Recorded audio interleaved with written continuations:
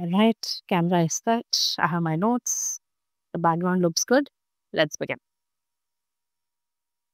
Hi guys, my name is Shachi. I'm a US visa coach. And this video is going to be an updated video about all the changes that have happened in the US visa portal till now and all the updates regarding availability of slots for fall 2025. We have put together this video based on the official communication from the embassy, based on the actual opening of slots, which we have monitored and observed till now, and also the past trends. So I'm a US visa coach and I've been working with students over the last 4 years. This is my 5th season. So based on all the past trends and the learnings that we've had over the years and over the intakes, we have put together this video. And I really hope that this video gives you a sense of clarity as to what all has happened till now, because I feel there's a lot of misinformation out there, and also gives you a sense of timeline and what to expect going forward so that you can plan your preparation according to that. So let's jump right into the video. In this video, I'm going to be covering 3 main topics. First one is going to be all the updates regarding the US visa portal itself. Second is going to be the slots for fresh. That means those of you who are giving your attempt for the first time. And the third part of the video will be slots for those of you who have a refusal. So let's start. Now, the first thing that we're going to talk about is all the changes that have happened in the US visa portal. So US visa portal, also officially known as usvisascheduling.com, is a really important part of your entire US visa journey. This is where things begin. This is where you get your appointment. Now, in the past few weeks, there have been a lot of videos and information saying that the US visa portal is changing and you need to upload documents and, you also need to fulfill certain criteria to qualify for a visa and so on and so forth. Well, the reality is that no change has happened in the US visa portal. The portal changed about 2 years back. Since then, it has remained the same. And even for fall 2025, it is going to remain the same. We do not expect any major changes in the portal. However, there are a few minor things which have changed, and there's a list of 5 things that I have, which I'm going to explain to you. First thing is the time gap between biometric and the interview has increased, or rather has been standardized. So, as you would know that the US visa appointment consists of 2 dates, your biometric and the interview. Earlier, the 2 could be back-to-back. That means, let's say that first day you have your biometric and the next day itself you have your interview. There was no stipulated time gap between the 2. Now, they have come down to a gap of 72 hours minimum. That's the minimum gap that you need to have between biometric and interview. Of course, the gap could be bigger as well. Many of you message us and show us your appointment and ask us whether it's okay to have a 10-day and sometimes even a 15-day gap. Yes, that's completely normal. But the minimum gap has been set down to 72 hours, which means you no longer can have back-to-back appointments. And I think this has been done to make sure that once the biometric is done, the photo, the fingerprints, and especially the DS-160 details are captured correctly into the embassy portal. Because many times it happens that during biometric, certain error happens and the person's photo or fingerprint doesn't get captured properly, and then they're called again to do it. So I think this gap has been introduced just to make sure that all the data and information is correctly captured, especially the DS-160 form, because once your biometric is done, the DS-160 form cannot be changed. So this is the first major update. The second update with respect to the portal is that slot booking has become a lot more stricter. There's a lot more monitoring with respect to slot booking. So recently you would have heard the news that, just wait for the plane to pass. Well, I'm sitting outdoors, so please expect these disturbances. Yeah, let's just wait.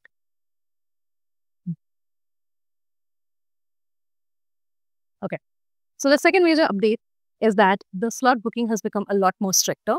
So you would have recently heard the news that US Embassy cancelled about 2,000 of visa appointments, and they suspected that these appointments were booked using bots, which is why those accounts got flagged and those appointments got cancelled. So slot booking has become a lot more stricter, a lot more monitored. So I would say that if you're booking a slot, make sure you don't use any bot or any external means. Use tracking, and it's okay to take help to book slots. It's completely fine. But just be sure of the credibility, genuineness of the person whose help you're taking. And also make sure that not too many people are logging into your account. So your account should be logged in by you and probably by one more person who's helping you, if at all you take help. But make sure that there are not too many logins from different locations into your account. And obviously, do not use bots or any other external means. The third update which has happened is that reschedule has become quite tough. So the earlier system was that you could book your appointment once and reschedule up to 4 times. So this gave a lot of flexibility, and you had a lot more options to choose from and to switch around your appointments. However, now there is just one reschedule allowed. So you book your appointment, and after that, you can reschedule it only once. So these schedules have become much more stricter. You don't really have much options comes to choosing the appointments. Many of you ask us that where should I go for my interview? Which consulate is the best? And I always say that I think you have to go by the availability. In the current scenario, you don't really have a lot of options, a lot of flexibility when it comes to choosing the location. So of course, you can have a priority list, but I would say that still be flexible because reschedules is not really an option now. And the fourth update is about the DS-160 form. So the DS-160 form still follows the same method as earlier, or rather would say that it's not an update, there's no change. And there's again a lot of confusion about DS-160 form, so I'm quickly going to summarize the story here. So now your DS-160 form is something that you need to start before booking the appointment. So you start your DS-160 form, you get your application ID. That application ID has to be entered into the portal when you book the slot. Now, the rule says that whatever ID you have used to book the appointment, you need the confirmation page. That means the form that you have used to book the appointment, you need the confirmation page of that form. Let's say that the form expired or you lost that form or you never completed it. The appointment no longer remains valid. Now, this is not a new update. Again, this has been followed from the last 2 years that whatever form you used to book the appointment, you need the confirmation page of it. But let's say that you submitted the form, but then you realize that there are some errors or you want to change the form. That is still possible. All you need to do is to fill a new form. And when you go for the biometric, take the old and the new confirmation page and ask them in the biometric to update it, and they will update it to the new form. And once updated, the visa officer is just going to be able to see the new form. So again, a lot of people ask us that has the update of the form stopped in the biometric? No, it has not stopped.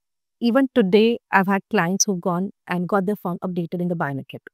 So you just need to take care that the form, the original form that you started to book the appointment, you have the confirmation page of that. That form should not expire. And post that, you can fill new forms and get it updated in the biometric. One more quick update here is that a lot of you, I see when I interact with students, I see a lot of them wait till they complete the form and then they want to go into the slot booking. Well, that's going to extend the time and it's going to delay when you're going to get the slot. So instead of that, start the DS-160 form, keep it active, make sure that you fill 1 or 2 pages and keep logging into it every 2 to 3 days, and then proceed ahead to book the appointment. You can always come back and submit the form later. And the last update regarding the visa portal has been about the documents. So like I said, you don't need to upload any documents into the portal. You just need to carry it with you for the visa interview. But the document checking and the document verification has become stringent. Any fraud, any information which is not genuine is being flagged. So when you prepare the documents, make sure that all the documents are genuine, they are correct, they are in the right timeline. Even though it might not be asked in an interview, but if asked, any wrong document could have a lot of consequences. So especially related to your work, your internships, your courses, and anything that you have done in your gap years, make sure that all the document is genuine and completely verified. So these are all the updates about the portal. If you have any other questions or any updates that you think I have missed, please put it down in the comment section below. I'll be happy to respond. Next part of the video, let's move into the slot. And first, like I said, we're going to discuss the fresh slots. Fresh slots are for those of you who are appearing for the visa interview for the first time. Now, every year, the slots start opening around end of April. Like I said, this is my third year, and every year, every intake, around end of April, the slots start opening, and they typically are for May. And the same thing has happened this year. And I'm very happy to know that the same thing happened because it gives a sense of comfort that things are still running normally and can still expect some kind of uniformity in the US, slot booking system. So yeah, I think today is 27th April. So I think about around 20th of April or 22nd of April, the slots opened up. It was a minor opening. It was not a very big opening. And it's always like that. The first opening is always a small one. And these were for appointments in the month of May. So I think the interviews are around 10th May to about around 10th May to about 20th of May. Now, these are a minor opening and they're mainly targeted for people who have a June intake. So many of you would be having an early fall or a summer intake, which begins around June. So this minor opening is basically meant for those students. I know that many of you got the slots and I'm really happy to see that. But also, many of you did not get the slots, and I saw a sense of panic among those who did not get. Well, I'm here to tell you, do not panic. This is not the main opening. It's just a small opening. And the good thing is that once the slots start opening, they keep opening up. So again, in the past trends, we have seen that after the first opening, the next opening comes around 2 weeks. So Since the first opening was around 20th of May, we can expect the next opening to be around first week of May, somewhere in that timeline. And that is the bulk. That's the biggest opening of the season. So if you haven't got a slot till now, do not worry. But just be vigilant, monitor, be very, very active, and make sure that the next opening, which will be around somewhere around first week of May, you catch the appointments in that, because that is the biggest opening that's going to happen for the fall 2025 intake. So yes, so if you're a fresh profile, you don't really have to worry much about slots. You will definitely get it. If you've not got it till now, you'll definitely get it in the next spun. And if you don't, then just in case you miss that, there will be one more opening as well. So every intake, we see 3 openings, 1 minor and 2 big. And again, the spacing is around 2 weeks between each of these openings. So you have 2 more openings coming up for the slots. So just make sure your form is active, your portal is set up, you paid the fee, and keep tracking it, and you will get the appointment. On the question of tracking, we are also asked, how do I know when the slots open? Well, there is just one answer for that: community. You need to be part of communities where people are going to update you, where people are going to share information and tell you about the opening of slots. We have our own WhatsApp community. And in this WhatsApp community, I'm happy to say that I see a lot of students sharing information, credible information about opening of slots. People also update which locations are opening up. So you can join our WhatsApp community. You can also join our Instagram, because I try to upload on the stories whenever there is an update about opening up slots. And of course, there are also Telegram groups. There are many credible Telegram groups which have information about slot opening. So we'll try to bring you a list of these Telegram groups and update it in the description box below. But for now, you can join our WhatsApp community, and definitely follow me on Instagram, because I keep uploading about slots there as well. The second question we get very commonly is that, where did these slots open? When in the opening, not the bulk, the minor opening that we saw in April, the slots were mainly in Chennai and Hyderabad. And again, this is a common trend. Every student season, from the last 2 years at least, the slots have basically been in Chennai and Hyderabad, and the same thing happened. Apart from that, there were also some openings in Mumbai and Delhi, and the least number of openings were in Kolkata. Because Kolkata, primarily, I think they're focusing on tourist visas right now. So student visas are primarily being focused on Chennai, Hyderabad, and some in Delhi and Mumbai. So yeah, these are all the updates regarding the fresh slots. So in case you have any more questions, do put it in the comment section below. Next, let's talk about FU slots. And I know this is where the maximum anxiety is. I know that a lot of you have been waiting, and some of you from almost a year, for these slots to open. And yeah, it's totally nerve-wracking, totally understandable how much anxiety this can cause you. Now, here's the thing. Refuse slots will open, but it's not going to be easy. Refuse slots will open, but it will not be in a very large number. It will not be in a very huge number. It will take you some effort. It will take you tracking. It will take you patience to get the slots. So do keep this in mind, that if you have a refusal, getting an appointment is going to be tougher. It's not going to be impossible. There will be slots for sure, but it's going to take a lot more effort, tracking and monitoring. Also, within refusal, it will matter when you had a refusal. All refusals are not going to be treated the same. And I think this is such an important thing to understand, that the timing of your refusal is going to have a major impact on the availability of slots. Let's say that you have a refusal in the last fall. So fall 2024. Let's say that you gave the interview then, maybe it could be June, July, August, and you had a refusal then. If that's the case, then your chances of getting the visa appointment are higher, because it's already been about a year since you gave the last interview. So the system is going to start showing you slots more. It's automatically going to start showing you more and more slots now. So if your refusal is about 1 year old, then you have a much greater chance of getting a visa appointment for fall 2025.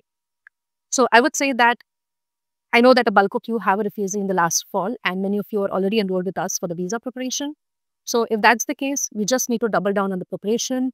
Your form, your answers, your mock, everything needs to be on point, because very high chances that you will get an appointment. And when you get that appointment, you need to smash it. You need to crack that code and get your visa now.